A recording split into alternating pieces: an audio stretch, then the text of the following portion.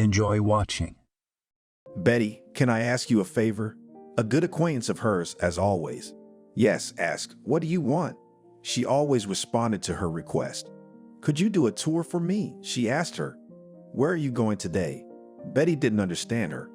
I have to leave right away. So can you do it or not? Her friend was standing over her. Of course I will. Why do you ask? I won't leave visitors without a guide. The girl always came to the rescue. Betty worked in the local museum, which was the main attraction of the city. The girl was in good standing, so her salary was good. Betty never thought she would ever work in a museum. Yes, in school she liked history. In general, the last classes were humanities. But she couldn't go in that direction.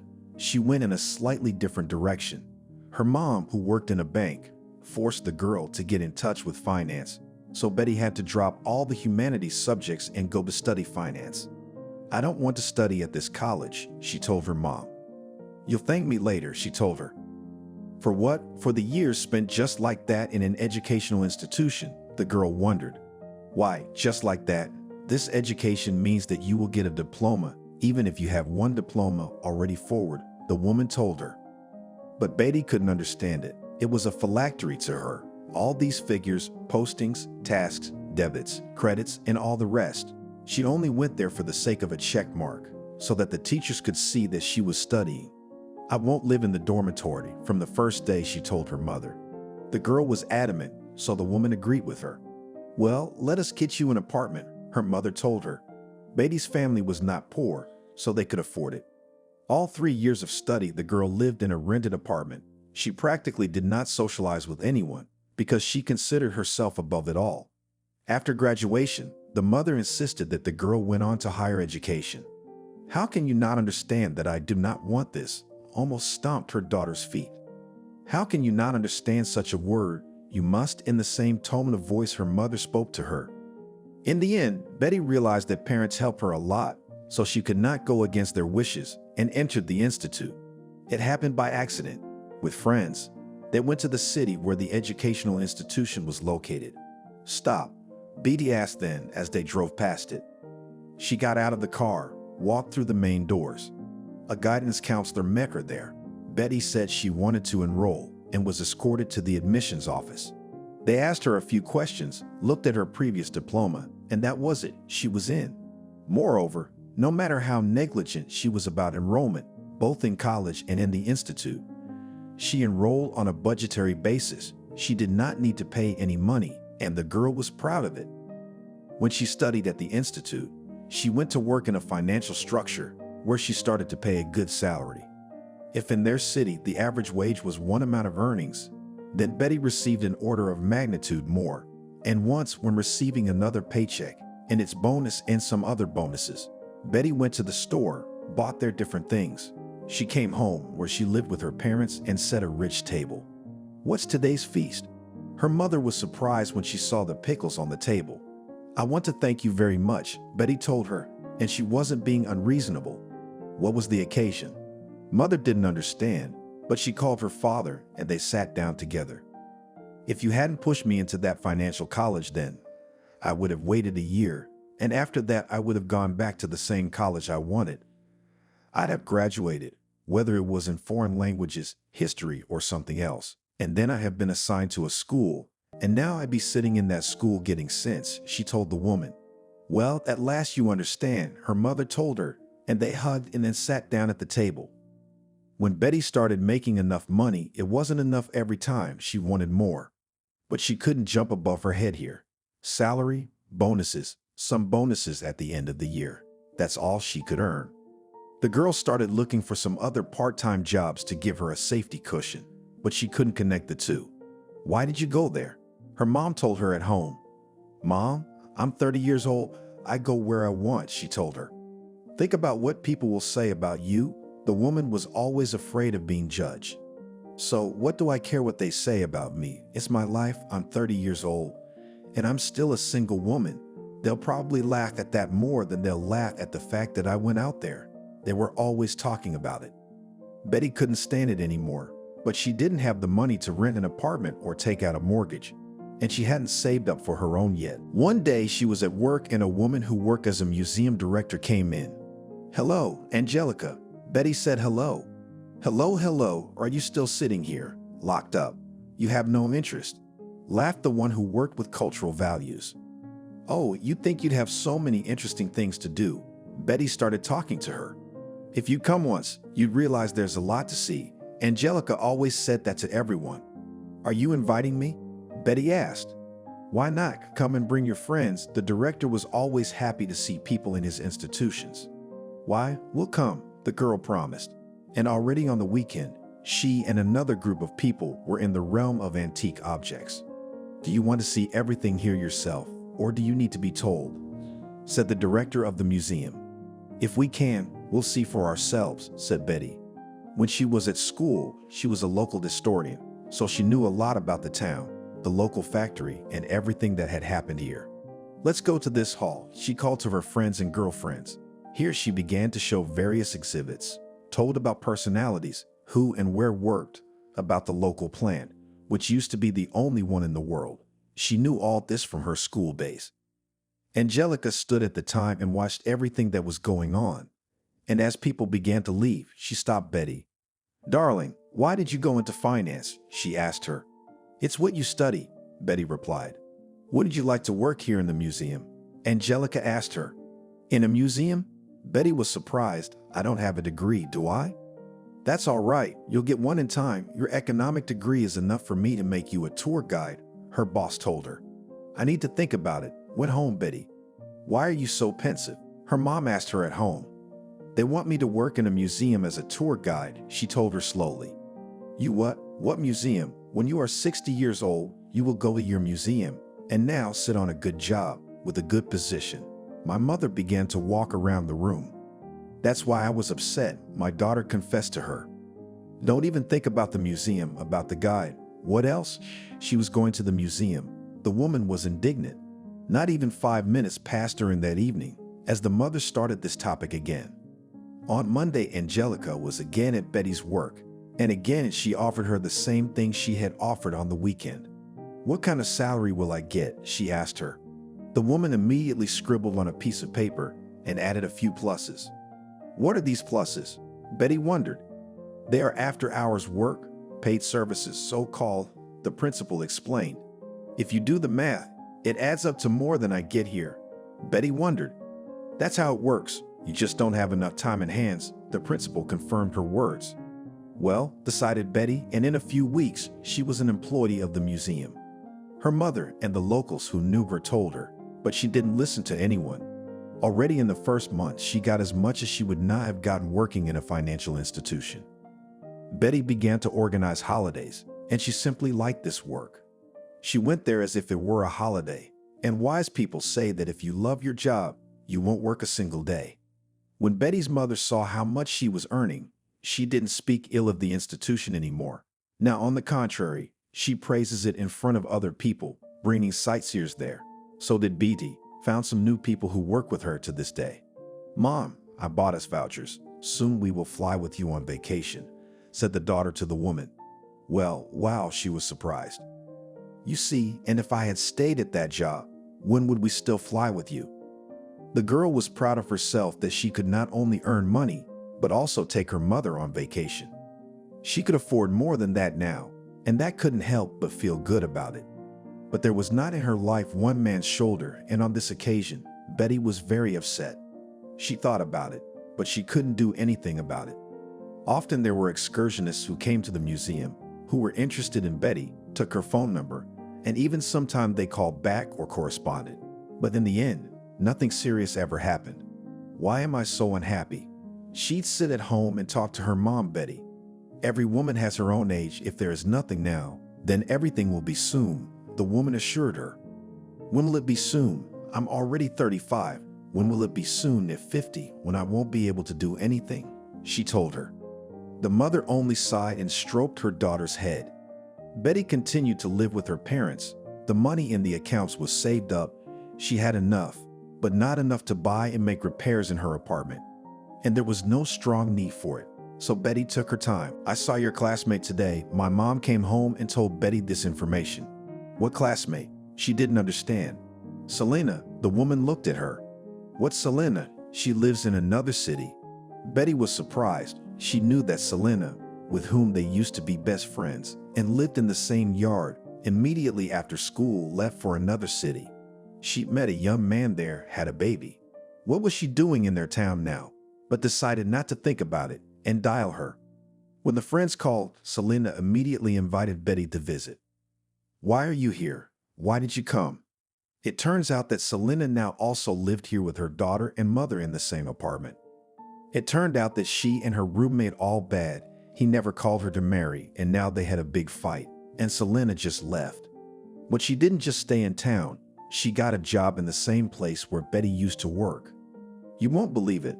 I worked there for a few years, and now you come to take my place," laughed her friend at her. From then on, the girls resumed their friendship again. They were doing well. Now every night Selena and Betty met. They couldn't get enough of talking, telling each other what they had during the time they hadn't seen each other.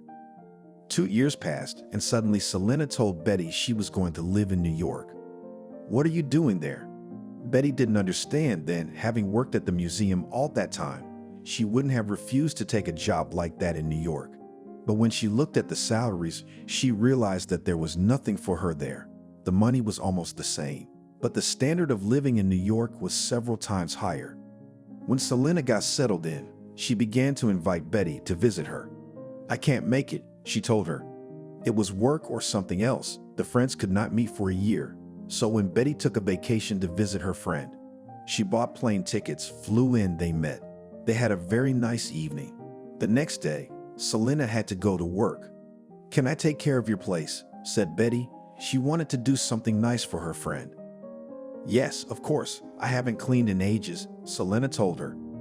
So from the morning, Betty started generalizing. First, she removed the carpets in the kitchen and room, cleaned the floors and windows, and then began to pick up the trash throughout the apartment. When there was a lot of garbage, she decided it was time to go to the dumpster and throw it all away. The girl went outside. When she went to the trash cans, one bag was not carried. It fell apart, and all its contents fell to the ground. Betty went out with the whole bag, shook it all out, and came back for the contents she had just dumped in the middle of the yard. "Can I help you, young lady?" A man of indeterminate age and appearance approached her. No, I'll do it myself," she told him. He squatted down and began to pick up everything that was lying on the ground with his hands. When it was done, together they dragged the bag to the tank and threw it away. "Thank you for your help," Betty thanked him. She saw that the man was dressed in some rags. The girl decided to thank him for his help. "Can I buy you something to eat?" she asked him. "You're so kind," he stammered. "If it's not too much trouble, you can buy me some tea." "Okay." Betty looked at the windows where Selena lived and at the diner that was in the yard. She decided that rather than carry something from home, she'd better take him there. "Let's go," she pointed with her eyes to the cafe. "I wouldn't say no," he said. They went there, talking about something. Betty ordered some cakes and tea. When the man started eating, she smiled. "Sorry, don't mind me. I haven't eaten anything in 2 days," he admitted to her. "No, it's okay. You're welcome." She was pleased that she could do something kind. "What's your name?" he asked her. "Betty," she answered. "And I'm John," he said with his mouth full. "Nice to meet you, John." She looked around the cafe and smiled. "What's so funny?" He still hadn't chewed. "No, nothing," she said aloud, and thought to herself, if her mom could see what kind of place she was sitting in right now, or worse, who she was sitting with. "You're so kind, Betty," John said to her as he finished his cake and drank his tea. "It's all right," she told him, and they were about to leave the cafe, but she could see that John wasn't going to leave her. "Can we sit at the table?" he offered her. "I won't refuse. There's nothing to do anyway. I've already done all the housework. Now I need to pass the time until my friend came." She looked at her new acquaintance and realized that he was not old, although there was unshaven. There were some scars and wrinkles. "Would you like me to give you a little tour?" he offered her. "Let's do it," she agreed. And as they walked down the streets, John told her where and how and what was on those streets, what was in those buildings. And when Betty told him that she also worked at the museum as a tour guide, he was surprised. "Wow, I never would have guessed that," he stared at her. "Why?" She was surprised. "I don't know, you're so, like high society or something," he told her. "Thank you. That's nice to hear," she laughed. "Why did you come here to stay?" He asked her that already. Yes, I have a childhood friend with whom we studied together in the same class. That's where I came to visit her. Perhaps she told him the truth for nothing, but for some reason, Betty was so penetrated by this man, she did not understand why. They walked until the evening, and then he walked her to the yard where they had met today. I still have time before my friend comes. Maybe we can go to a cafe. She suggested him because she realized that it had been quite a long time, and he had not eaten anything again. If you're offering me that, I won't refuse. He didn't become modest. So Betty and John went back to the same diner, where they again ordered pies and tea. And now Betty joined John, for they had spent the whole day outside and had worked up an appetite. You know, if somebody had told me this morning that I'd be sitting in this diner, I'd have laughed in that person's eyes.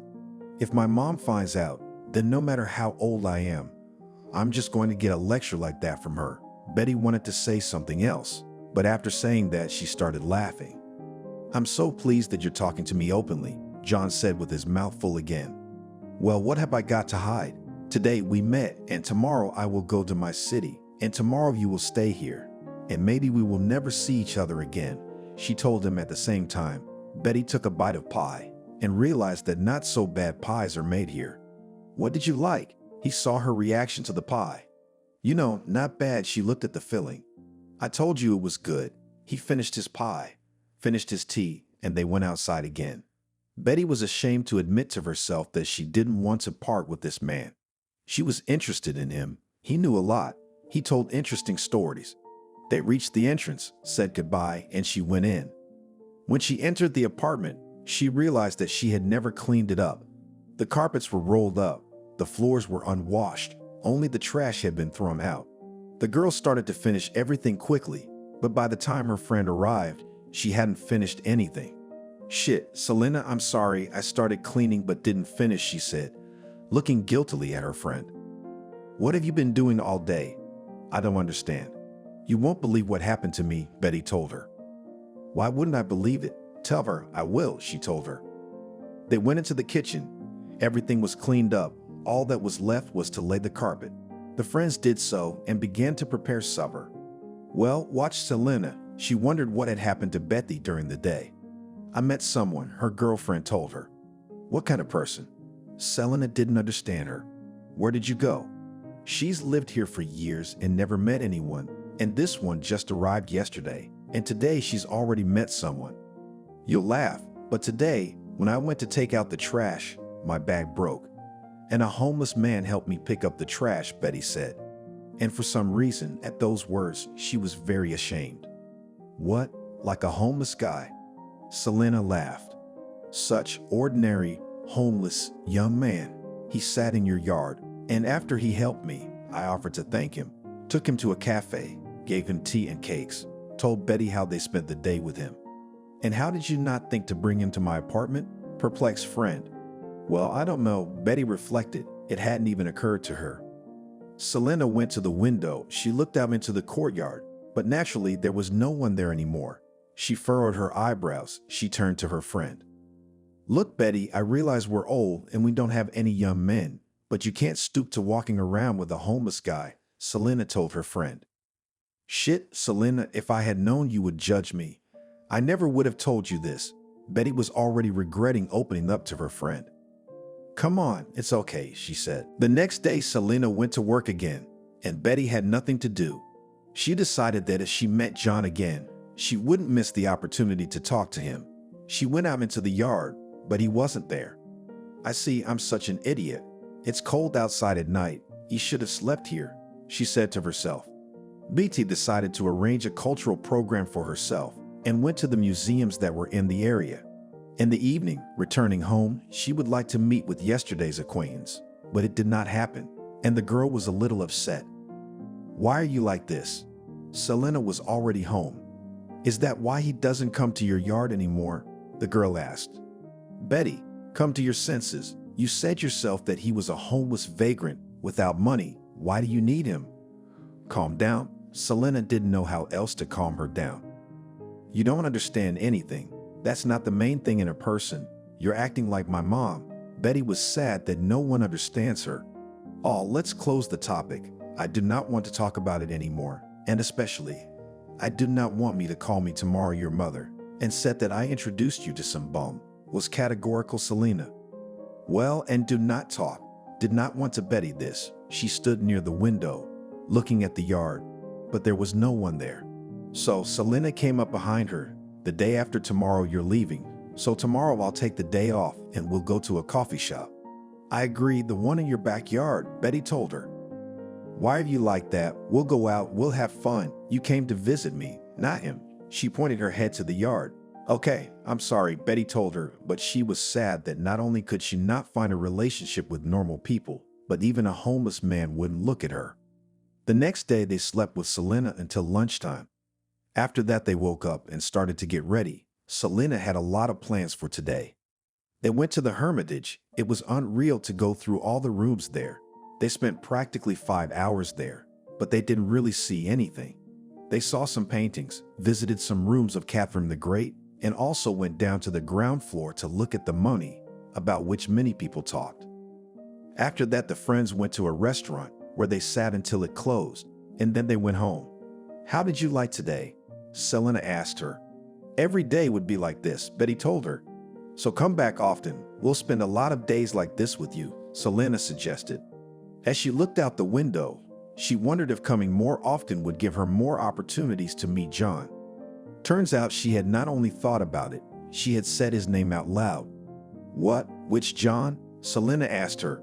Never mind, Betty answered her. They reached the courtyard where Selena lived, got out near the entryway.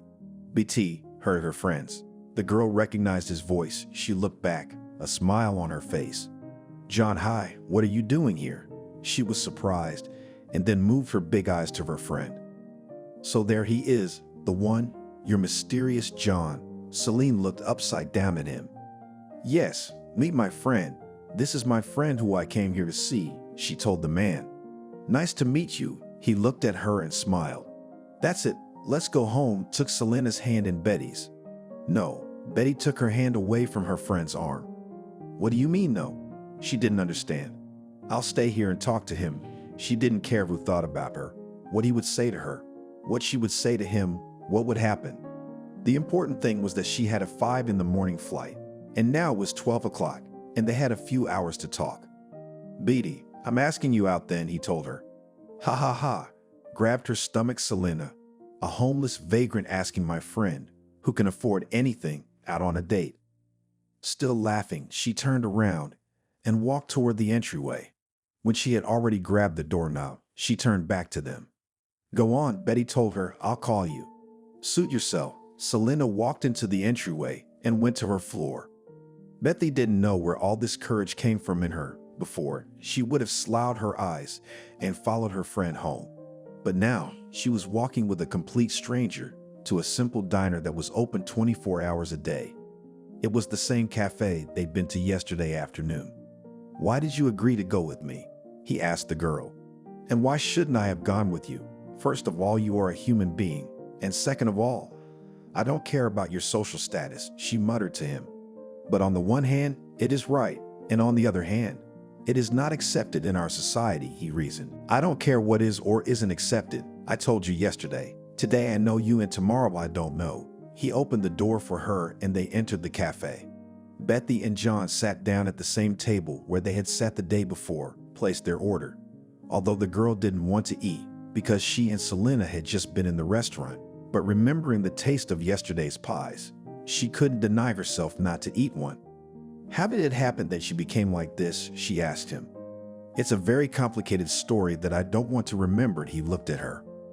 And yet, I wonder what can happen to a person. Betty chewed her pie. But don't you know how it is in life? He told her. I know that people lose their memory, go away, get their papers taken away, and all that sort of stuff. She shrugged, because she'd never thought about it. Did you ever think, for example, that a woman could sue for everything? He stopped chewing and looked at Betty. So in your life it's happened? She asked him. Well, practically. Only this woman wasn't my wife. She was my companion. He sighed heavily. And what happened? Betty wanted details.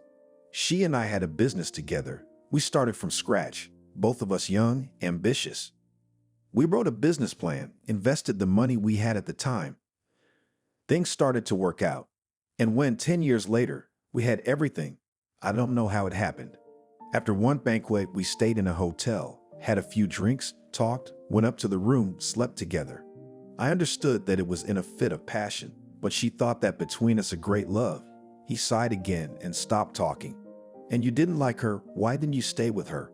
Betty didn't understand.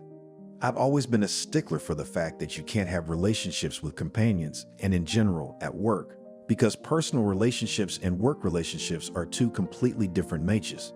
That's what I told her the next morning. She didn't understand me. He sighed again. He was silent. So what happened next? Betty had already grown to like this man, not just trust, but pity. And she didn't want to part with him and go somewhere else. It turned out that everything we bought, she had done, and she had done it on some front persons. When I later asked her why she did it, she started telling me some nonsense that she was afraid that I could take away something from her. I don't know. I don't want to talk about it. Now it all happened. It all went away. I sued. She paid me some compensation, which was not enough for anything. And now I'm here, he told her. Maybe you need some help, she asked him. What can you offer me? He smiled back. I don't know. If you have a head on your shoulders, you can make a big capital out of 3 pennies. Do you have any education? She shrugged her shoulders, not knowing which option to throw on. Of course I have, he shrugged his shoulders. But what's the use of it? I've never worked in the profession. Yes, the main thing is to have a bright head. Betty herself didn't notice how she put her hands on his. He noticed the gesture. Are you sure? He made eye contact with her hands. Oh, sorry, she raised them. No, I don't mind as long as you're okay, John grinned. I have a plane this morning. I can't talk to you here for long. She wrote him her address and phone number on a piece of paper, if it's okay. Come and see what you can do. I work at this address right here. You can come right over there. You'll be fine. John and Betty got up from the table. She promised him a lot, shook his hand, and walked out of that cafe. She walked across the courtyard, her back feeling John's eyes on her. She wanted to turn around, throw herself into his arms, and stay there forever, but Betty restrained herself. She walked up to the floor and didn't understand what was happening to her, how she could fall for such a man. Well, finally, I thought, already you will not come back, greeted and did not sleep for Selena. However, I'm not coming back. I've got my stuff here, pointed to Betty's suitcase. Yeah, but it looked to me like you've been a bit of a mess lately, showed her friend gestured, twirling her finger at her temple. Selena, at least you don't judge me, her friend asked. She gathered all her things, hugged her friend, hailed a cab, and headed to the airport. On the way, she thought a lot about her new acquaintance, what would happen next, whether he would call or not, or maybe he would come. Betty took her seat on the airplane. She looked out the porthole window, mentally saying goodbye to this city for a while. Not even 2 hours later, she was already going down the ramp in her own city. It was a joyful feeling. Mom, I'm home. She entered the apartment. Hi. The woman came out into the corridor. She looked at her daughter and waited for the story. I want coffee. Betty went into the kitchen. She put the kettle on and turned to her mother. Tell me how you went. She sat down on a stool. It's all right, the girl smiled. Why are you so happy? The woman didn't understand. I'm telling you, everything is fine. She poured boiling water into her mug. And what about the details? The mother wanted her daughter to tell everything in order. Selena lives normally, works, went with her to museums, went to a restaurant, said Betty general phrases. I see, I can't get anything out of you, the woman said. And what do you want? Surprised daughter raised her eyebrows, all as usual. Betty did not want to tell her mother about John in advance. What if he doesn't come and doesn't call? And she'll only stir up a hornet's nest. No, Mom shook her head and went into her room. Now I'll drink coffee and go to sleep, because all night did not sleep, said her daughter in the back. The woman didn't react in any way. Betty did as she pleased. She sat briefly in the kitchen, checked the messages on her phone, but there was nothing there. Clearly, it was early morning. No one could have texted yet. After that, the girl, as she wanted, went to her room to get some sleep. She was so tired that she had no sooner touched her head to the pillow than she fell asleep. She slept practically until the evening. When she woke up, she started to get ready for tomorrow. She had to go to work. How was your rest? Angelica asked her. She was interested in everything. Good, just now Betty thought she could have gotten John's phone number herself. The next thing she thought was, what if he didn't even have a phone? Since she was paying for the cakes and tea, he didn't have any money. Betty, she heard the principal shouting loudly. Ah, what? She turned to her. What are you thinking about that you can't hear anything around you? She stood beside her. Don't mind her, I just didn't get enough sleep. She didn't want anyone bothering her right now. Selena, hi, how are you? She called her friend. If she couldn't go there herself anytime soon, she'd have to ask her for help. Hi, I'm fine at work. She was surprised, since they had just talked last night. Listen, can I ask you something? She was embarrassed, but she had no one else to turn to. Go ahead, Selena exhaled. She knew what her friend wanted to ask her. Can you buy a phone and give it to John? She blurted out like a machine gun because she didn't want anyone to know she was helping him. Oh, friend, you're crazy. Selena couldn't stop marveling at the things her friend was doing. You will. Betty wanted to make sure. Yes, you'll have to, Selena exhaled. Thank you, smiled the girl. In the evening, everything will be clear, disconnected her friend. After that, Betty's mood lifted, as well as her efficiency. When the director saw it, she calmed down and went to her office, and the girl continued her work in the hall. She was ready to roll mountains. It was so good in her soul. In the evening, when she got home, she waited for 2 hours to pass, the time difference when her girlfriend had to come home from work. Hello, the phone didn't even ring. Wow, wondered the girlfriend. It's just the phone was in my hand, admitted Betty. Right, said the cherished word Selena. What? I didn't understand at first. Numbers, I bought a phone and a STIM card. She began to dictate. Did you get everything? Betty asked when she had written it all down. Sure, you can call, assuming your John knows how to handle those machines, the friend sighed. Thank you, mouthed the girl. She stared at the phone. She couldn't believe she was about to talk to him again. She stared at the phone for a few more minutes, then dialed the number. It immediately buzzed. Hi, Betty. She heard a man's voice. How did you know it was me? She wondered. Well, who else could it be? If Selena gave me the phone, I shouldn't have done that, he reasoned calmly. John, I'm so glad to hear from you. She didn't care that they were at a distance. The main thing was that she could hear him and communicate with him. I'm glad to hear from you too, he replied. Where are you now? She asked him. Why do you need it? He was surprised. Just, you're not cold, Betty clarified. No, I'm fine, John assured her. How are you doing? Are you coming to see me? The girl decided to take the bull by the horns.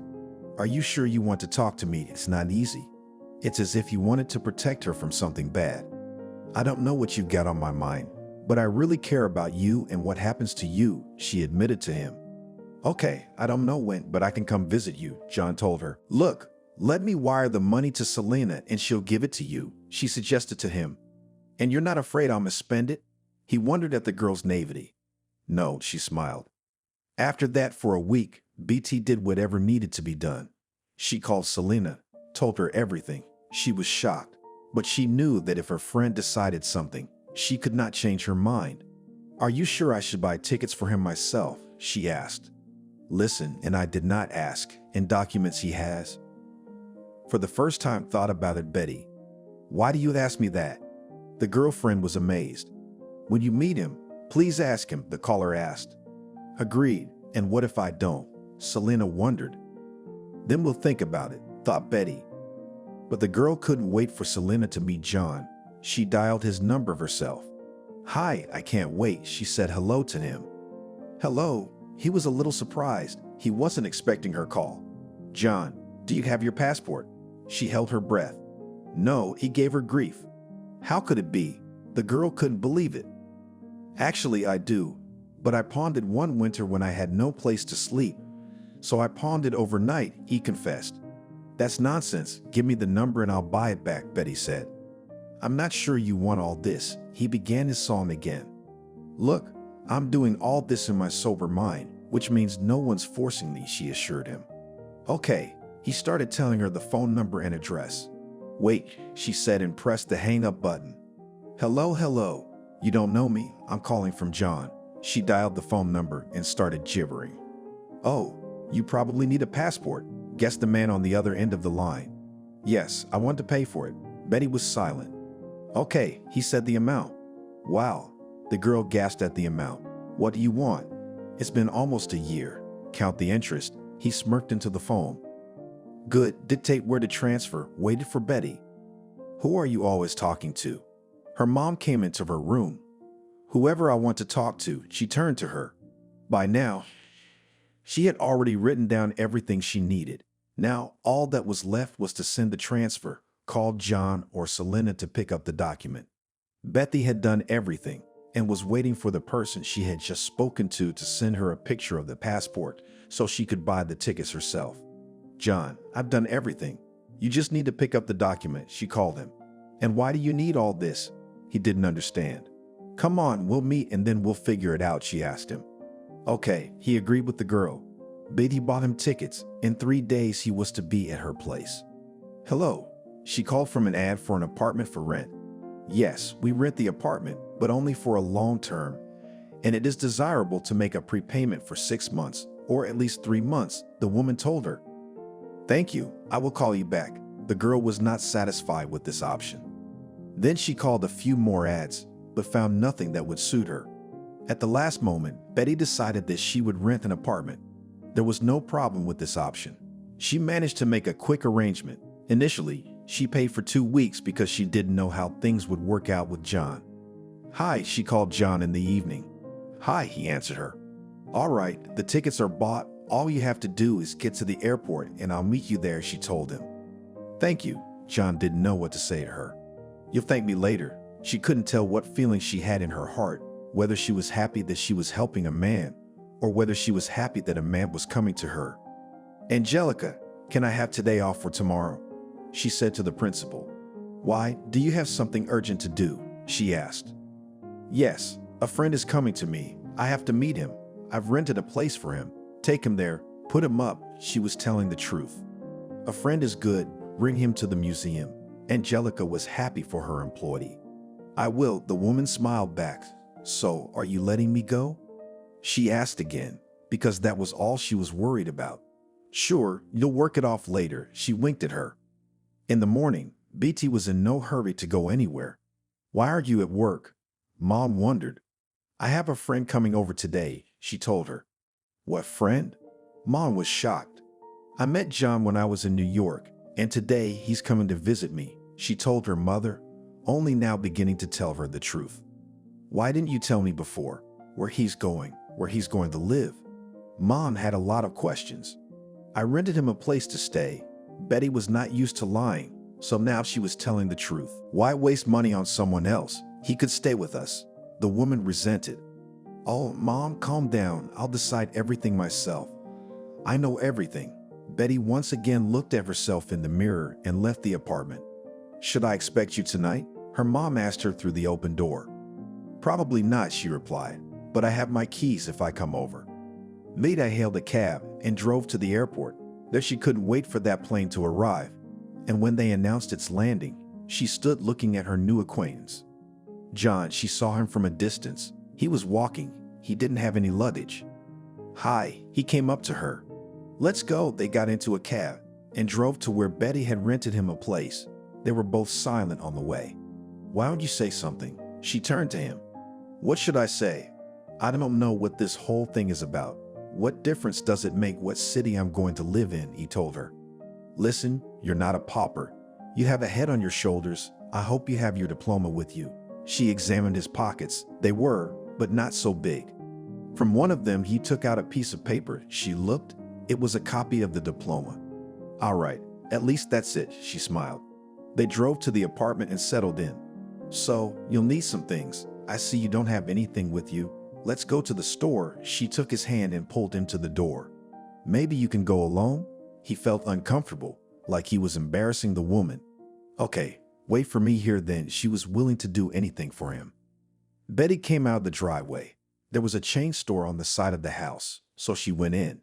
She bought everything she needed: toothbrush, toothpaste, razor, soap, t-shirts, underwear, socks, the essentials. When she passed by the grocery department, she thought she had forgotten all about food. The woman bought meat, pasta, bread, salt, sugar, tea. Put everything in a bag at the cash register. paid, and went back to John. Here I am. She walked into the apartment. Why so much? He saw the huge bag she had in both hands. Here are the essentials, she said, and started unpacking and preparing the food. John by this time had gone to the bathroom, changed his clothes, came out, sat in the kitchen, and watched the woman. Betty, are you sure you want to do all this? He asked her again. I just want to help you. She didn't want to explain anything to him. He didn't answer anything to that line of hers. They ate dinner. Betty took out a bottle of wine from the refrigerator. She had prepared it long ago. She took out glasses and poured the amber liquid. Well, here's to the meeting and to you being well, she said. Thank you. They clinked glasses and drank. Betty put her hand on the table, placed her palm on it, sat and looked at John. Will you come to my museum tomorrow? She asked. I promised the principal I'd invite you. Of course I will, he smiled. She could see that he was actually cute. Betty realized that everything was in her hands. After they had 2 glasses of wine each, she sat closer to John. Let's kiss, she told him. What? He looked at her. You think you didn't hear me, she said and lowered her eyes. He took her face in his palms and kissed her lips. You're a good kisser, she told him. You're not bad either. They went into the room. Betty's face was burning. It was the first time she had ever done such a thing. But she liked this man so much she couldn't resist him. In the room, they pulled apart the couch, lay there, and continued cuddling. You'll probably think I'm being frivolous now, she said to him. Why? Not at all frivolous. He stroked her cheek. John, honestly, I like you very much, and even though you have nothing, I don't need anything, she told him. Betty, you're so nice. He ran his fingers over her cheek once more. But I'm telling you, you don't need to get involved with me. I guess it's up to me to decide if I should mess with you or not, she told him and smiled. You've done a lot of good for me already. He stopped talking. Do you want me to go home? She told him. No, if you want, you can stay here. He lay on his back and stared at the ceiling. John, let's try to be together, even though it's wrong for a woman to suggest it. But I really want to be close to you. She put her arms around him and lay on his shoulder. Oh, Betty, you're going to have a hard time with me, he sighed. But accept that it's my problem. She turned off the light and smiled in the darkness. Tonight was the first time that Betty slept with a man by her side. In the morning, John woke up first. He went to the kitchen and put the kettle on to make himself and Betty coffee. He didn't understand what feelings he had for the woman, but he realized she was doing a good thing for him. Are you awake yet? She smelled the coffee and opened her eyes. I thought you had to go to work, and so you wouldn't worry. I made coffee for myself and you. He handed her a mug. Thank you, she smiled. She was so pleased that the man had done something for her. She took a sip. The coffee was delicious. So are you coming with me today, or will you come later? She asked him. I have the address. I'll come later, he said. I will wait for you. She got dressed and went to the bathroom, washed her face, and went to work. So, how is your acquaintance? Angelica asked her. Good. He should come today, Betty answered her. So, we'll soon be at the wedding? The principal smiled at her. Wait, don't rush things. Betty was embarrassed. What is there to hurry? If he came to you, I think you will live together and everything will be fine, she said at that moment. Betty's phone rang. She looked at it. The screen showed her mom's number. Hello, she answered and pressed her finger to her lips to keep Angelica quiet. Did you sleep over at his place tonight? Her mom immediately attacked her. Why couldn't I sleep over at his place? I'm a big girl, she told her. You could have at least warned her, the woman told her. Mom, I'm warning you. I'm old enough to start my own life, Betty told her and hung up. Mom called a few more times after that, but Betty dropped the call. After lunch, John came over. When Betty saw that he came in the same clothes he had come in, she felt a little embarrassed in front of her co-workers. But she quickly took off his jacket, hung it up in the coat closet, and led him through the halls. The woman has never told the history of the city where she lived and was born. She was pleased that John walks and listens to her, as she once did him in New York. That's it. That's our whole museum, she told him when they finished the tour. Well, I'm going home. I'll wait for you there. He kissed her on the cheek. John, she blushed and looked around. She saw the staff standing and looking at them. What's the big deal? You can't do that here, he asked her. No, why not? You can. It's just that she was still red. After that, she saw the man off and decided that tonight she needed to go home to pack. So she did. After work, she hailed a cab and drove home to where her parents lived. "BT, is that you?" Her mother heard the front door slam. "Yes, Mom. I came to get my things," she told her, and walked to her room, packed up all my essentials, and got ready to go out. "And when are you going to bring him to us, to introduce him to us?" "I promise you that we will come, but I don't know when." Betty realized that if her mother saw John, she would immediately realize that he was not like all the other men. "Okay, I'll wait, but know that I'm in shock," she told her.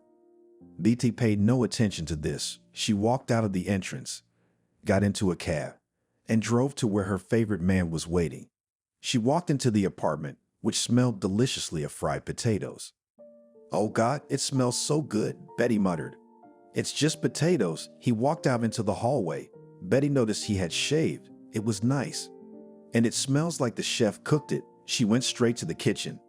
"You're flattering me." He'd already cooked everything, so all I had to do was wash my hands and sit down at the table. "Enjoy your meal." He leaned over and kissed her. Betty felt herself blushing as they began their meal. "Wine?"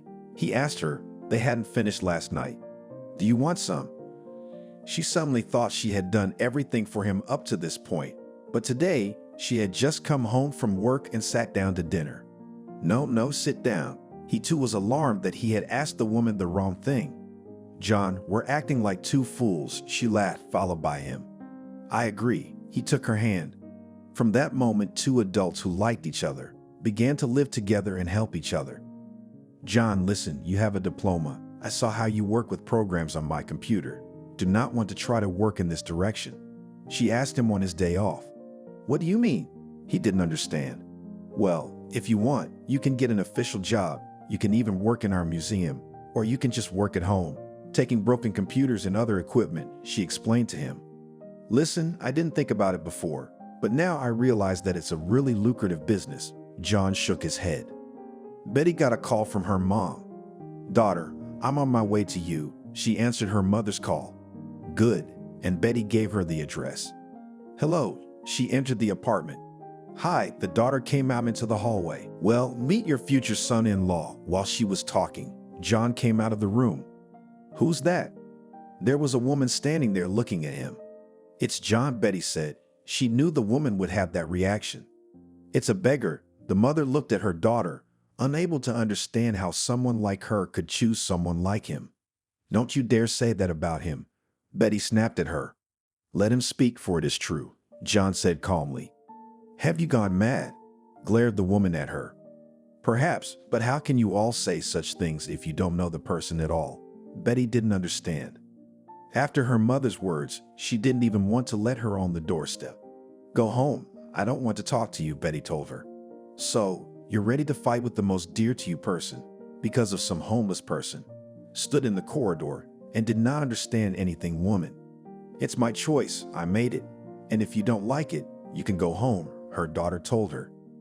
The mother left the apartment. Tears covered her eyes.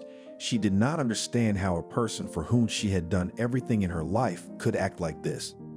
"Betty, why are you doing this?" John said to her at home. "Do you agree to be with me?" she asked him. Of course he did. He could see that this woman would do anything for him, but he didn't understand why it was happening. "This apartment is paid for 2 weeks. Now I will call and rent another one, where we will move and live there," she told him. After that, there were many other nuances. John didn't have any documents except his passport. Betty helped him to restore everything. She went to all the authorities herself because she knew people, made his papers, and they filed the first advertisement for his computer repair business. "Doesn't that humiliate you?" she asked him. "Why should it humiliate me?" He didn't get it. "I make money and it doesn't smell." BT paid for everything, for the rented apartment, for clothes, for food, for everything, completely provided for the man who came to her. Every day their relationship only improved. She already realized to herself that she loved this man and saw that he loved her. Now she went to work looking beautiful and happy. John also began to slowly work out. In the city, he began to be recognized. Word of mouth was working well. 6 months into their life together, He was getting a lot of clients, and if before he could fix a computer, tablet, laptop, phone, or other equipment in one day, now it took weeks. See how well you're doing. Betty kissed him after work. It's all thanks to you, he hugged her. If you couldn't do it, I wouldn't have done anything, she told him. Well, yes, indeed it is, but if it weren't for you, none of this would have happened at all, and I might not exist anymore, he told her. John and Betty lived well. The woman's salary allowed her to travel, buy various things and appliances. It couldn't help but make her happy. Betty was now waiting for John to propose, but he kept delaying it, as if he was afraid of something. John, I love you so much. They've been together for a year. Do you want to go to your hometown, visit Selena, take a walk? Tell me more. She told him all this the other night. I wouldn't say no, he looked at her. He already had some pocket money, but not enough to travel or buy anything big. Selena, hi, she called her friend. Oh, what people, you remembered me. Selena was happy. We're coming to visit you, Betty told her. Who's we? She didn't understand. I mean who? It's me and John, she said. Hey, are you two still together? Wondered Selena's friend. I didn't just do all that for nothing, laughed Betty. Well, wild friend, you found a man for yourself. You made him for yourself. I praise you. Good for you. My friend was happy for her. So we're going to your place. Will you accept us? Betty waited for an answer. Yes, of course. What questions? Even if you had not called me, and you would have just come, I would have accepted you. Selena was glad that soon her friends would come to her. Of course, she wasn't expecting John, but Betty was always welcome at her house. Angelica, can I have a vacation? Betty asked the principal. Why do you ask, of course? You've never been there. You've only been away for a few days and that's it. She looked at her and smiled. I knew you would understand. She hugged the principal. Now all that's left is to pack up and go to the airport.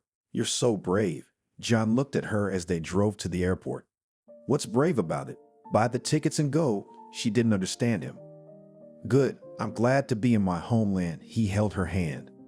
When they arrived in New York and were already at Selena's, it was late. They sat at the table, talked, drank, then went to bed. And in the morning, John said that he would not disturb them and let them talk, and he would go on business. What business could you possibly have? His favorite woman asked him. Betty, I'll tell you everything later. As if John was keeping something from her, he got dressed and left. She watched him for a moment, then turned to Selena. Do you believe him? She asked. Oh, girlfriend, don't start. My mom doesn't understand me. No one at work understands me. Everyone tells me I did it for nothing, and you have no idea how good it feels to be with this man. Her friend looked at her. I'm not telling you anything. Just think about it. You're an adult. Now you need to look for a man for life, not for pleasure. Selena did not want to lecture, but as it turned out, that's exactly what she did. You all have no idea how good he makes me feel, Betty muttered and exhaled. They hadn't waited for John today, and the woman was very worried about it. Don't cry, Selena told her and sat down next to her. How can I not cry? She sobbed. Be strong. He came to the homeland. Maybe he met someone, went on a bender or stayed out too long, said her friend. But in the night, John came back. Where have you been? Betty asked him. Not there anymore. He smelled of alcohol. Okay, so what? You're gonna do this all the time? She stopped believing him. No. He looked her in the eye. You don't trust me. Why did you bring me to this town? Why, when I go somewhere in my city or do something, you always know about everything, and now you didn't tell me anything, she said to him. I thought we trusted each other. John didn't want to argue in front of Selena.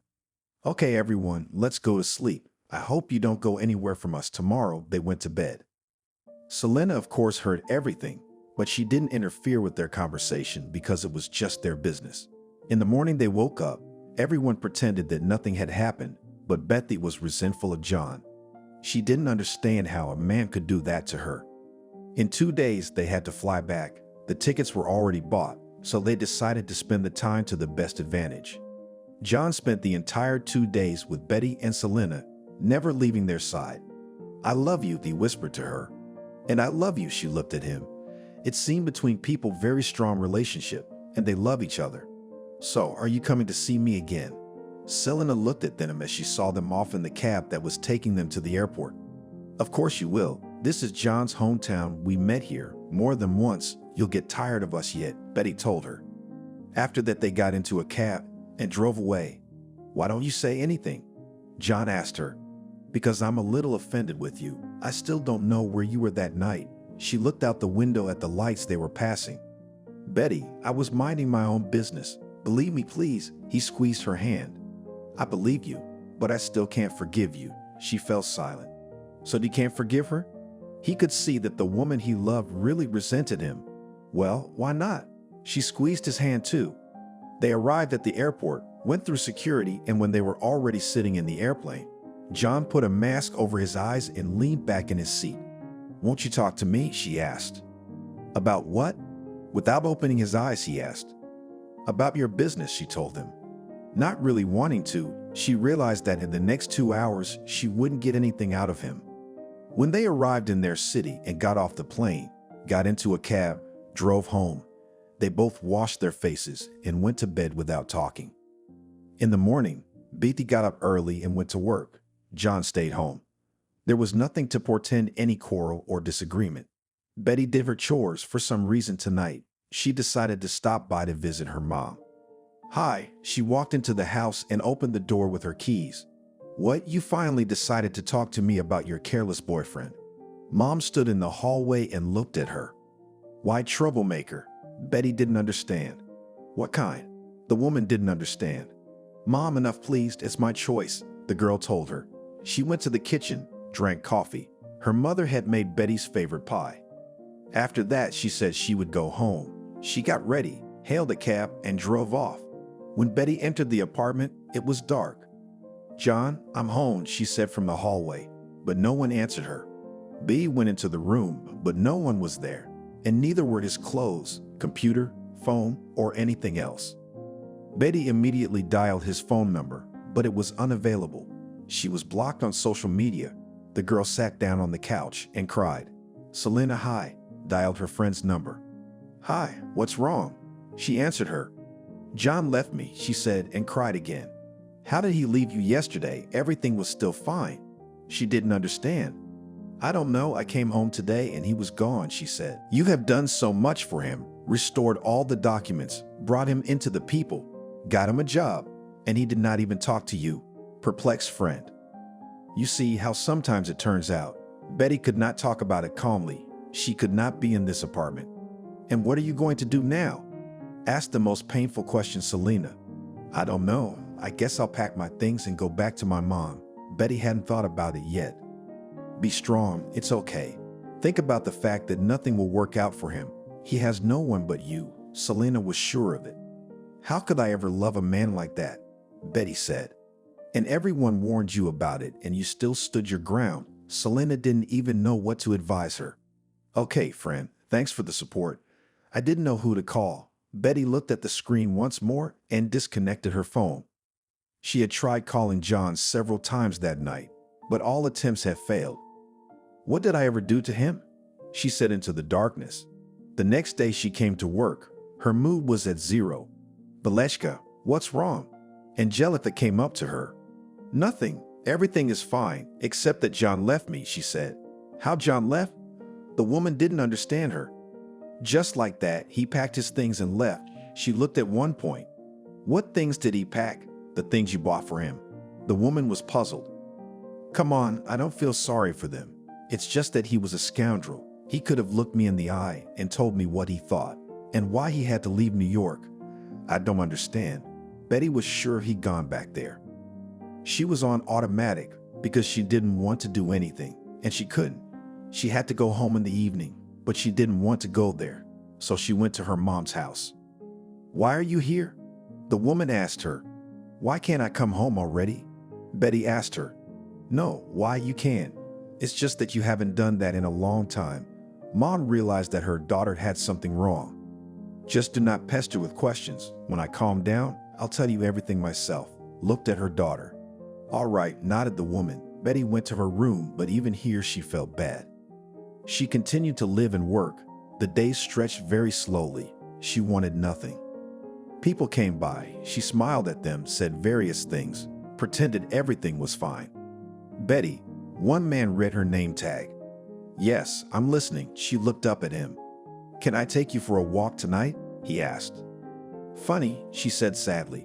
What's funny? He didn't get it. No, just yes, I am ready to give you a tour. If you want it, she looked at him. Well, yes, and a tour would not hurt, but I would like to walk with you personally. He told her the truth. You know, I just broke up with a man and I'm not ready to enter into new ones yet. I wanted to cry. Oh, I'm sorry if I hurt any of your feelings, the man said. No, it's just a little unpleasant. She turned away and walked away from him. He wanted to catch up with her, but didn't. Betty sat in her office. If on any other day when she and John had been together, she would have done 1,000 things. Now she just sat there staring at one point. Betty, I don't need an employee like that. Angelica walked in. Why? She turned to her and looked at her with eyes that do not see. She thought about her own. Look at you. It's like someone died. The principal sat down on a chair near the table. You, spit over her shoulder. Come on, Angelica patted her on the shoulder. Do you need a couple of days off? No, it's even harder for me out there, Betty admitted. That's it. Nose to the wind, get up and get to work, she told her. Thank you all for being so supportive. Betty stood up and hugged her boss. After that, she got up and went to the hall to distract herself with people there. And in the evening, she took to touring the city so that she wouldn't have to sit around thinking she was doing badly. Mom, I'm home. She came home and fell off her feet. In the last 2 weeks, she took on so much work that she only got to the pillow and immediately fell asleep. Look what you've done to yourself, her mother told her. It was true that Betty had lost weight, and she could see that she didn't look very good, but she couldn't help it. She didn't want to drink or eat. It had only been 3 weeks since the breakup, but it felt like 6 months. Well, you still have not calmed down, asked her acquaintances. Can you imagine? She looked at them. On the one hand, she was ashamed to admit to someone that she had picked up a tramp on the street, would do anything for him, and he did that to her. Her heart was torn to pieces. Why don't we go to a bar and have a good time?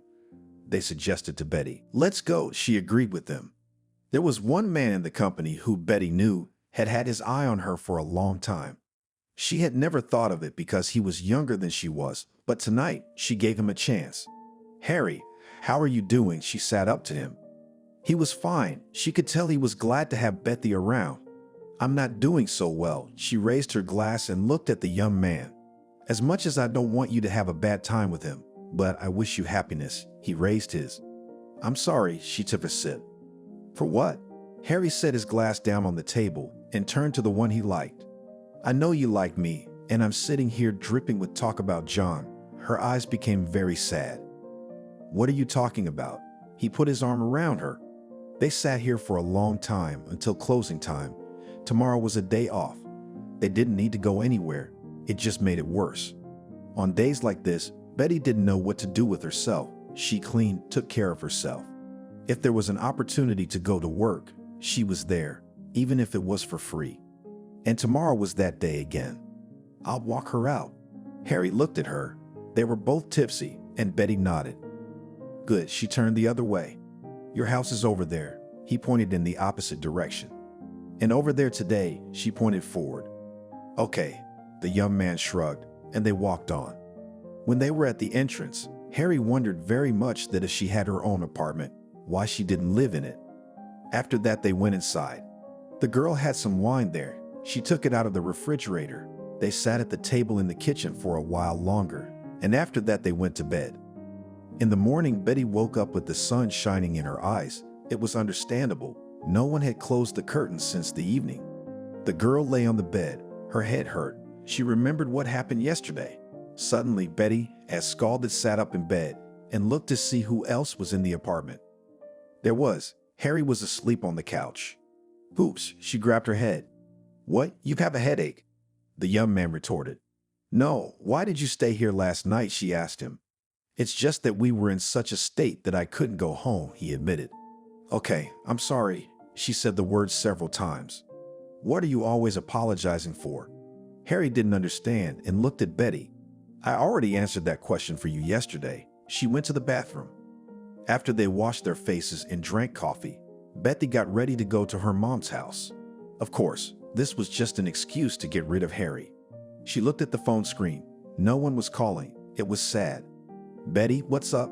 Why are you looking like that? Her mom greeted her on the doorstep. I don't want to tell you anything. She walked to her room. And I want to know, followed her mom. You see, I'm suffering, and I've offended a good man, said the woman's daughter. What good man? She didn't understand. Harry, Betty confessed, though it wasn't easy. How did you hurt him? The woman didn't understand. Last night, to support me, acquaintances called me to the bar. He sat down, we talked, began to tell the girl. What's the big deal? Mom didn't understand. Nothing, he likes me. Betty looked at her mother. That's good. For lack of anyone else, you can date him from now. Clapped her hands. What are you saying? Her daughter couldn't understand. Why, he's handsome, young. She didn't stop. Oh, if I had known, I would not have told you anything at all. Betty now wanted to close herself off and not talk to anyone else. She sat the rest of the day behind closed doors, never going out or talking to anyone. No matter how much her mother begged her to come out and have tea with her, Betty didn't do it. Where are you going? She heard the front door slam. Home, Betty said the word, not expecting herself to say it. She thought she was going to give up renting this apartment, and then it just came out. Are you sure? The mother was standing in the doorway. Yes, her daughter didn't even look at her. She went down to the street and walked towards the apartment. By now, she thought she wouldn't give it up. She came to this apartment where everything was familiar. Even though it had been quite some time, she could still smell John, the perfume she'd bought him. And there, in the bathroom, lay his hairbrush. Betty walked to the kitchen, put the kettle on, remembered that she used to make him tea and milk in the evening when she came home from work, and breakfast in the morning. Tears came to her eyes. Betty sat down in the kitchen at the table, made herself some tea.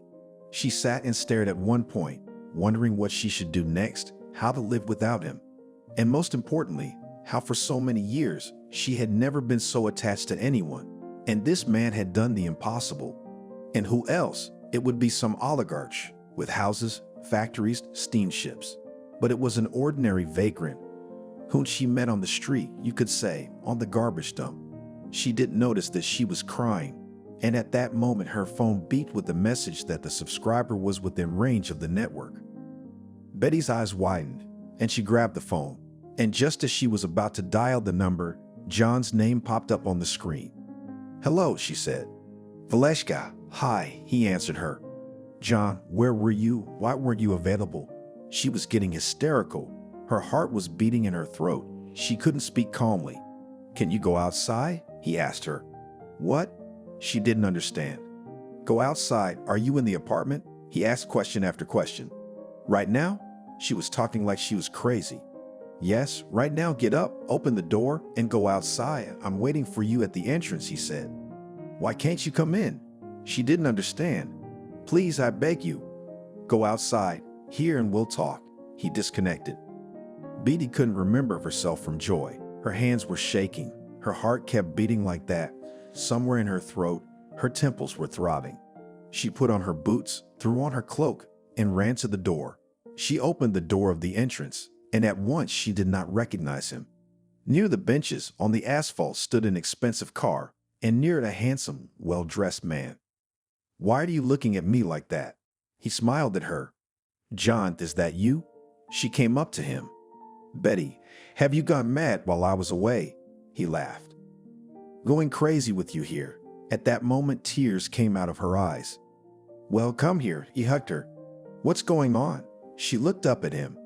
Everything is falling into place, he mouthed to her. Why are we talking here? Where did this car come from? Whose car is it? The woman had a million questions. I just wanted to show you around and tell you everything. He headed for the driveway. To be honest, I don't understand anything. Did your companion return everything to you? She guessed. Yes and no. He didn't let her out of his arms. Please, I've almost lost my mind this month. Tell me now what happened, she asked him tearfully. They entered the house. John went into the kitchen, put some wine, cheese, some other small things on the table. They sat down next to each other. So, she looked at him, waiting for him to tell her everything. First of all, I'm sorry I did this to you. He kissed her hand. How? She looked at him with big eyes. It was John, the John she knew, but at the same time it wasn't him at all. I started a business once, but no one believed in me. No one supported me. But I didn't stop. I did it all myself. After that, money appeared. I met a woman I loved very much. But money spoils a man, so I could not resist. I hurt her, did not come home, cheated. She then said that she would rather live with a homeless beggar than with someone like me, and left me. For a while I poured wine on my grief, and then I realized who I had lost, decided to become that homeless beggar. He lowered his head. It was not very easy to confess to lying. So what? Where does this girl woman? Betty didn't understand.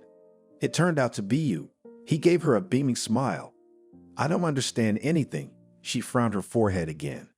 That girl lived in the same house as your Celine, so I changed my clothes, left everything to my deputy, and started hanging around.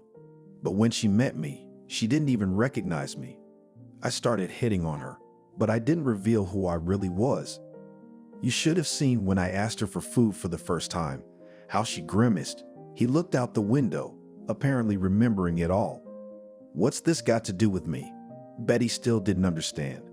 No, you weren't in the plans at all, he smiled. How? She stopped talking. And simply, that day I so entered into a role thought, and whether at all any girl can go with a tramp. So I pestered you with this tea. And you took me straight to the cafe. Well, I thought you were kind-hearted, and afterwards you weren't even ashamed to come out of that courtyard and walk with me. And I saw that you were not listening out of respect, but you were really interested. He hugged Betty, and she pressed herself against him. I see, the actor of a burned-out theater, she said. I'm sorry again. He pulled her tighter against him. Why did you leave? I wanted to show you how bad you'd be without me, didn't I? She pulled away from him and looked into his eyes. When we were in New York, I got in touch with my deputy. It had been a while. I couldn't be away from the helm for that long.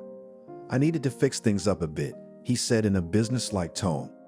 Could you tell me that? She got up and started to make tea for him and herself again. It would have been a long explanation. He lowered his eyes. Oh, and leaving like that, not saying anything was easier. Why did you even come back then? I've suffered enough. She turned away from him. Betty, I love you. At first, it was like a game, but now when I left, I realized that everything is for real. He stood up and hugged her from behind. And I love you. She pressed herself against him again, this time with her back to him. They stood like that for a long time, and then the kettle whistled. Are you going to meet my mom? She looked at him. She's not mad at me because of you. John looked at Betty. What, are you scared? She laughed. No, I'm not scared. Let's go, he said. Shall I call? Maybe give you a heads up? Suit yourself, he shrugged. Can I call Selena? Tell her you're back. She took the phone from the table. Sure, what are you asking me? He smiled. Go ahead and call, while I finish my tea. Then now, she went to her room and dialed Selena's number. Well, that's quite a story, her friend said to her when she had heard everything Betty had told her. You don't say. I'm shocked. My hands are still shaking. Betty sat looking out the window, smiling. So maybe you'll move to New York now, she asked her. I don't know. We haven't talked about it yet. Now we'll just go to my mom. When the friends talked, the girl went back to the kitchen. She looked at her favorite and could not believe that even this morning, she suffered that he was not around. Are you ready?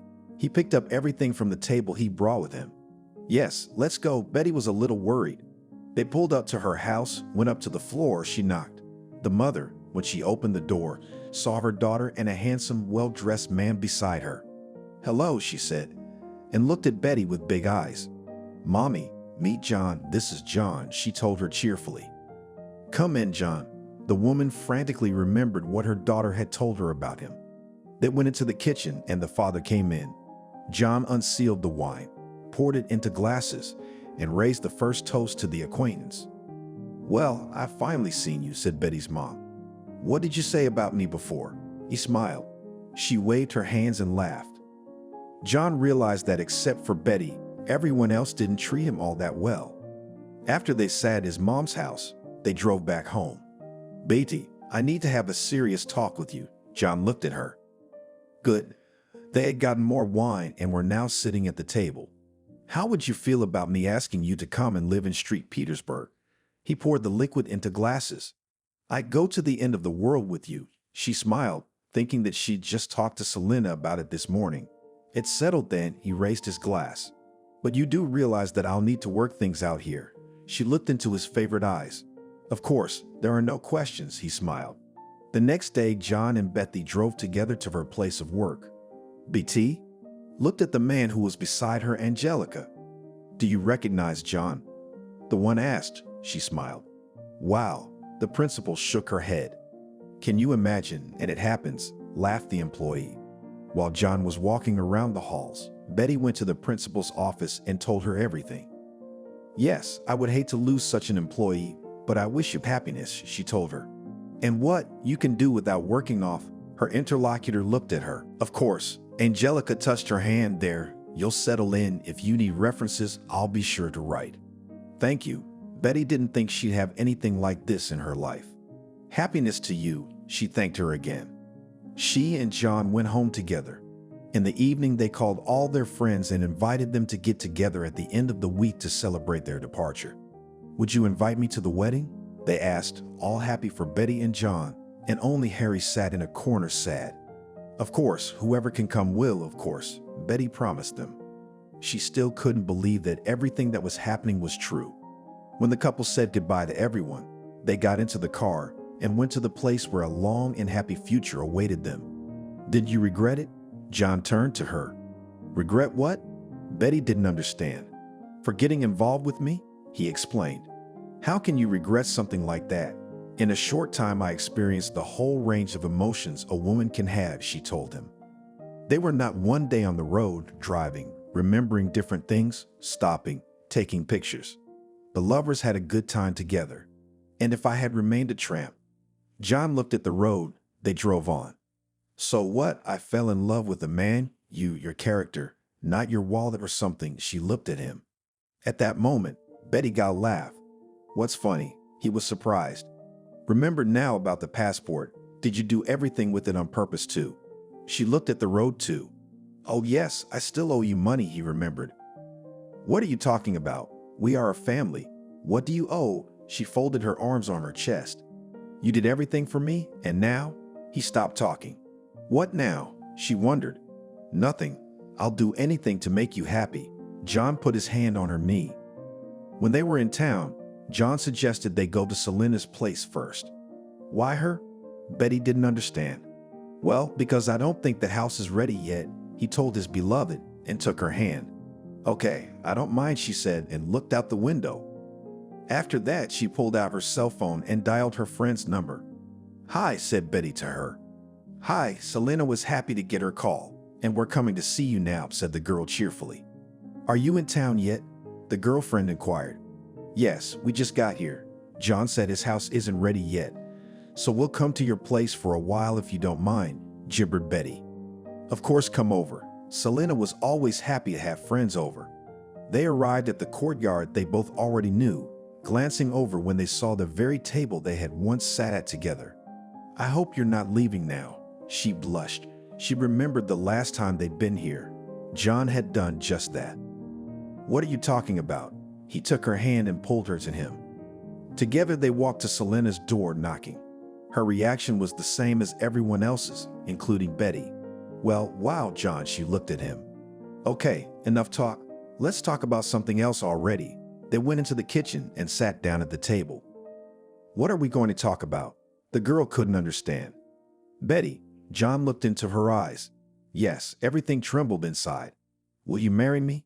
He pulled out the ring he'd bought when he'd gone to see her in town.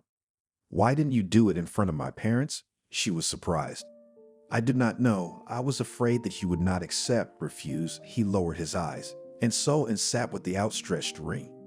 "I love you so much." She hugged him and accepted the ring. Well, that was it. How nice that everything ends well. Selena was happy for her friend. She clapped her hands together.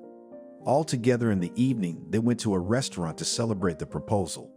The next morning, John went to show her the house he was preparing for her and Betty. "Wow, what a place," Selena said as she stood and looked around. "By the way, if you're renting, you can move in with us. No one will mind." John looked at Betty and said to Selena, "Yes, indeed." agreed she agreed with her future husband. The wedding was decided to be played in a month. Everyone they knew was invited, both Beatty and John. He would not refuse his bride anything, and she did not want much. She had enough money herself to buy the dress and everything else. And so the day came when they said yes to each other at the registry office. It was the happiest day of Betty's life. She was the luckiest woman in the world. You should have been so lucky to move to New York, she told Selena. Yeah, and lure you to visit, she laughed. All the guests congratulated the newlyweds. They were happy for them. It was necessary to endure so much in life to meet the real happiness. Betty looked at her beloved. And I love you. He kissed her. After that, they went home, and in the morning they had a plane to warm countries to be alone there. Selena moved into a friend's house. They didn't interfere with each other in any way. On the contrary, now the baby she had left all these years with her mom could move in with her. One morning, Selena came into the kitchen. Betty was sitting on a chair with a glass of water. Why are you so pale? Her friend was concerned. I don't know. I've been sick since morning. Nothing helps. She looked at the water, which was already making her sick. Betty, wait, laughed Selena and went off to her room. She returned a few minutes later, something white in her hand. More pills, she moaned. Not guessed, Selena handed her the box. What's this? She looked at her. What are you? Like a little girl, you must realize what can happen when a big uncle and aunt sleep together, smiled her friend. What? I did not even think about it. How old I am. She raised her eyes at Selena, in which there was horror. Come on, go to the bathroom, she urged her on. Betty got up, did everything quickly, came out, nothing changed in her face. She looked at the plastic stick with horror. Well, waited for Celine's answer. A+, said Betty. In general, everything is perfect, was a happy friend. The friends were sitting in the kitchen. They were trying to cook something, but one was always sick. She couldn't even look at the food, but the other was on a roll. Finally, John came home from work. Hi, and your wife has great news for you, Selena greeted him. What's wrong? He walked in and saw the state of his beloved. Here, she handed him a test. Are we having a little one? He guessed. Yes, she nodded and ran to the bathroom again. That's great news, he looked at his friend. Have you seen how hard it is to have kids? She laughed. Yes, now Valeshka needs triple attention, John said, and went to the other room to call his mother-in-law and tell her that she would soon become a grandmother. Can I come visit you? She asked her son-in-law then. What a conversation. He was only too happy to have guests. At first, Betty was bad all the time. The doctors advised her different things. She did everything they said. After that, it got easier. I guess it's because of my age, she said to her husband before going to bed. What are you talking about? People give birth at other ages, he was indignant. But not the first one, she objected. Okay, if at first it's hard, then later it will be better, he hugged his wife. Thank you, she hugged him too. For what? He wondered. For everything, she shut up. Thank you, we will tell our grandchildren that our grandmother picked up a homeless man in the dumpster, washed him, fed him, made him a man, he laughed. I wish I had grandchildren, Betty moaned. As John had said, the last trimester had been easier. The heartburn and nausea were gone, and now they just have to wait for X day. And it came. The doctors had hedged their bets and scheduled a C-section to make sure there were no complications. That's it. Good luck, John, Selena, and Betty's mom clenched fists. Thank you. She was happy to have such friends and family. She was taken to the operating room. Everything was going well there. Not 25 minutes later, there was a loud cry from the baby. Who's there? Betty was waiting. Congratulations, you have a boy, showed her. Albert, said the one who'd just become a mom. Can you tell the father yourself, or can we? They're waiting outside the door, asked the woman doctor. You can do it yourself, said Betty exhaustedly. Okay, she nodded. And then she was moved to the ward. After a couple of hours, they told her to get up. Then they brought her to feed the baby. BT, congratulations, the family gathered outside the window. Yeah, she could see how much fun they were having, but she couldn't be bothered. Her lower abdomen was aching, and she had to get up, change, and feed the baby. And with this, the woman coped, and on the 5th day they were discharged. My darlings, John ran up to them. Hi, Betty handed him a blue ribbon package. I promise you that you will never, ever need anything. He kissed her. Thank you, we're fine. The woman got into the car. From that day on, the mother, grandmother, and Selena all took care of the baby. At first, they even fought over who would babysit or walk him. But as Albert grew older, almost all the responsibilities fell on Betty's shoulders. Mom still helped a little, but then Dad got sick. Let him come here too, John suggested. No, we'll do it at home where the walls help, she said. Then the son-in-law accompanied his mother-in-law to the airport. If you want a second one, you should think about it now, Selena said and laughed. No, that's enough. Betty smiled with her. Why? Her friend didn't understand. Why didn't you give birth to the second? She was surprised. I didn't meet such a wonderful man as your John. Selena looked at him. He was sitting at a table in your courtyard. Betty turned to her. What are you talking about? John came into the kitchen at that moment. About you, laughed his wife and walked over to him. Did not understand. He stood and looked at his girlfriends. Selena says that it is necessary to give birth to the second. She looked into her husband's eyes. What about you? He didn't say for or against. I say enough is enough. She shook her head. If God willing, we will definitely give birth. He turned and winked at Selena. I heard that, nodded her friend's head. Yeah, so you'll go and give birth yourself. She just snorted. Girls, how lucky I am to have you, the man hugged them. What about the boys?